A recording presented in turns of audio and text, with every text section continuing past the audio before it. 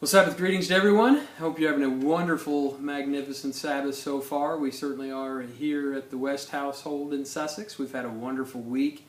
I hope we're praying for one another. It's another one of those very critical weeks for the country, and specifically the Northeast and other parts of the South, and another one of these very powerful winter systems coming through. And headlines have been very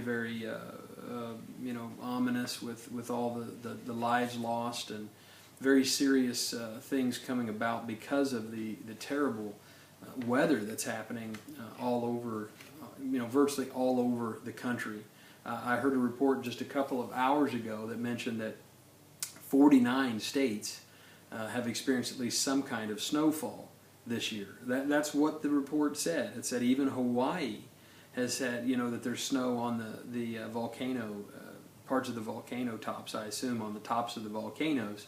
And the only state that has not, that doesn't have snowfall at this time is the state of Florida. So we all want to be in Florida right now. Of course, we just got back from there not too awful long ago, but that's the state to be in at this point. They're the only ones that don't have all this snow, and so we certainly want to pray for our brethren. I know that even seeing the World Ahead update that headquarters office was shut down for several days this week because of just a lot of snow. Well, it's all relative, but they're not used to getting that much snow, and so they got a lot of snow there and made it virtually impossible to function normally. So that's affected even our headquarters. So we certainly want to pray for God's people all over, and we know that some of these weather things, we know who controls those things. So this has been again a very long cold winter, and last weekend was cold,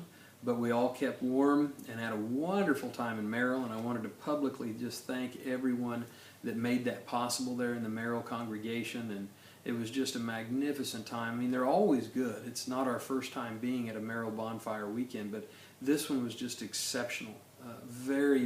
Just a strong spirit of unity and joy and peace, and we just had a magnificent time. We had wonderful food, we had a tremendous fireworks display, and we got to sled down the big hill, and the kids had a wonderful time doing that. I went down the hill as well, but we did have a good time. I only went down once, but I was on the big long toboggan, and I had all the kids on there with me, so it was kind of special. But we had a wonderful time, and really highlighted by a couple of baptisms that went on. One went on Friday night, and that was from Mr. Cryer's area there, a little bit more local for him.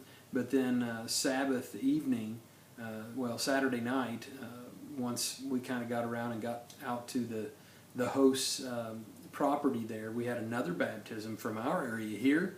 And so that was very exciting to do that. It was exciting for the individual that was baptized, and so that just kind of topped the whole weekend off, and we had just a tremendous time. And I want to again thank them all so much for their hospitality and for putting on just a wonderful activity. We had a wonderful time. But my wife sent me something today I wanted to share with you. I don't want to get too lengthy. I'll have to be careful here. I've got a lot of information sitting in front of me, so I want to try to condense it down. But my wife sent me an interesting article titled "Feeling Sad? How to Beat the Wintertime Blues."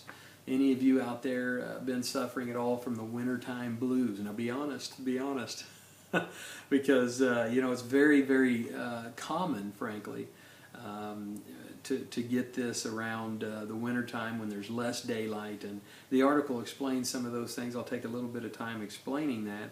They call it, of course, seasonal affective disorder, or SAD. It's also known as the wintertime blues.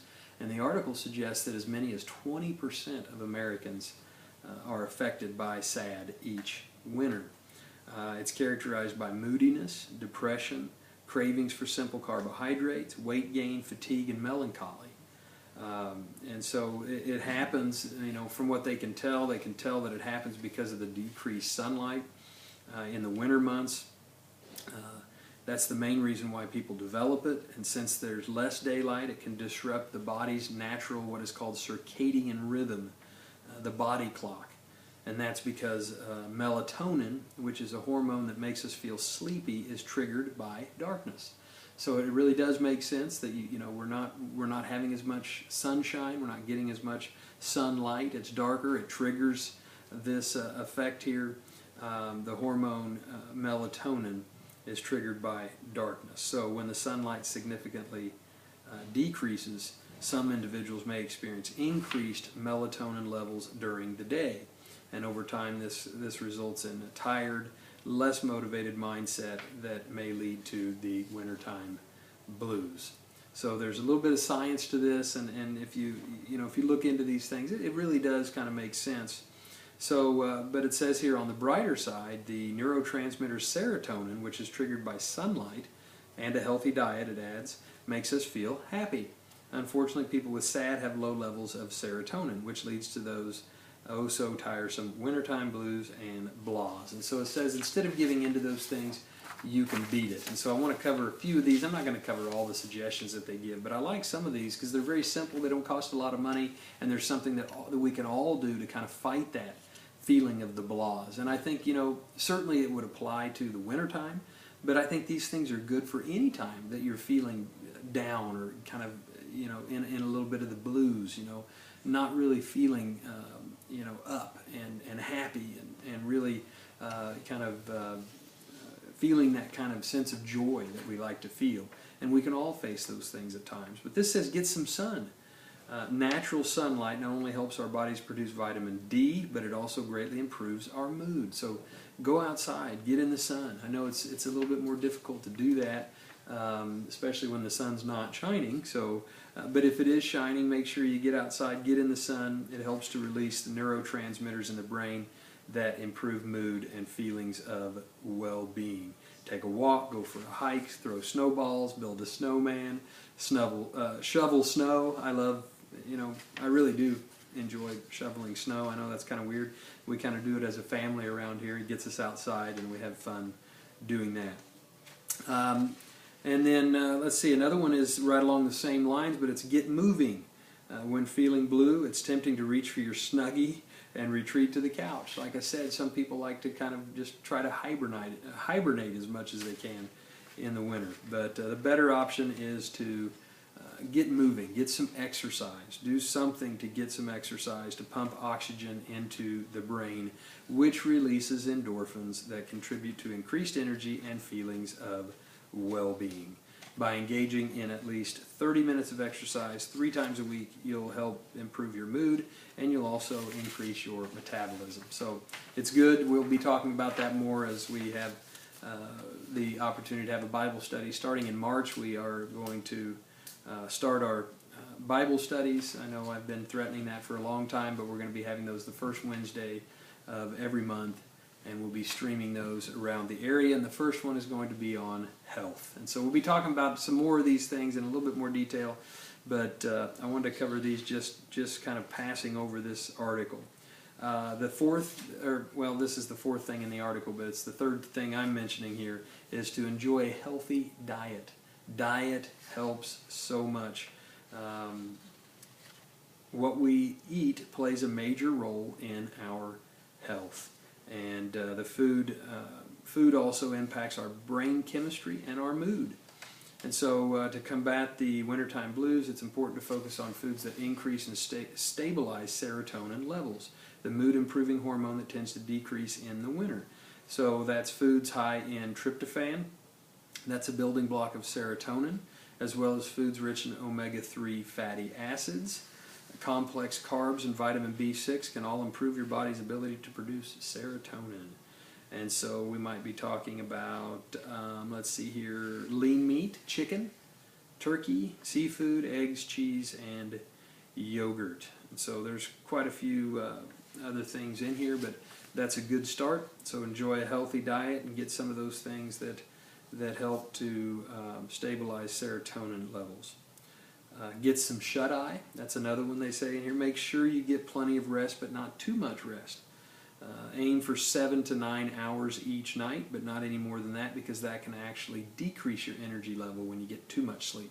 7 to 9 inches. Or 7 to 9 inches. 7 to 9. The snow's coming down so much I'm thinking in inches these days. 7 to 9 hours is what we need. And then, of course, think positive. Fill your mind with positive, encouraging thoughts that can help transform our outlook on life. Of course, not just during the winter, but again, all year long. And then the last one I want to cover here is to socialize. That's what the article brings out, socialize. Make sure you stay out of that wintertime funk by socializing. Fellowshipping, we might call it, in the Church of God. Get that fellowship. Make sure you spend time with family, with your church family as well. You know, we have a game night once a month here at our home. We'd love to see more of you here for that. And just other opportunities. Of course, we have that opportunity every Sabbath. But we need to make sure that we get out and socialize. And all these things will help us to fight those wintertime blues.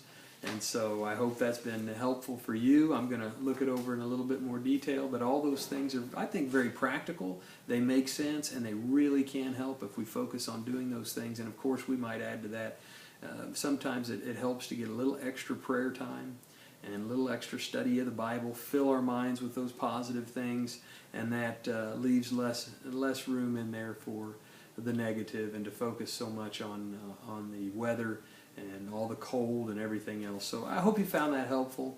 I hope you have a tremendous Sabbath. We look very much forward to seeing the brethren in Chicago for this Sabbath.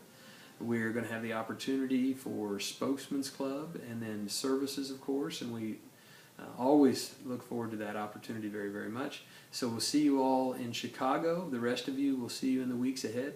I love you all very, very much. I hope you had a tremendous week, and I really do hope you have a profitable, wonderful, very positive, uplifting, and encouraging Sabbath wherever you keep it. Love you all. Take care.